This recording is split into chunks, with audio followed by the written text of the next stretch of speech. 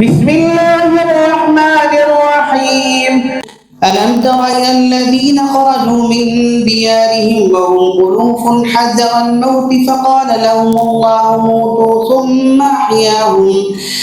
إن الله لذو فضل على الناس ولكن أكثر الناس لا يشكرون وقاتلوا في سبيل الله واعلموا أن الله سميع عليم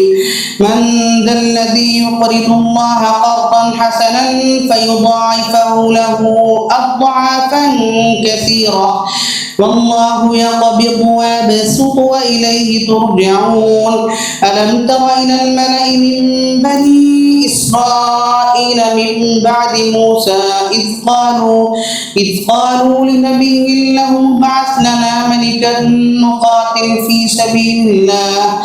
قال هل عسيتم إن كتب عليكم القتال ألا تقاتلوا قالوا وما لنا ألا نقاتل في سبيل الله وقد أخرجنا من ديارنا وأبنائنا فلما كتب عليهم القتال تولوا إلا قليلا منهم والله عليم بالظالمين وقال لهم نبيهم إن الله قد بعث لكم طالوت ملكا قالوا أنى يكون له الملك علينا ونحن أحق بالملك منه ولم يؤت سعة من المال قال إن الله اصطفاه عليكم وزاده بسطة في العلم والجسم والله يؤتي ملكه من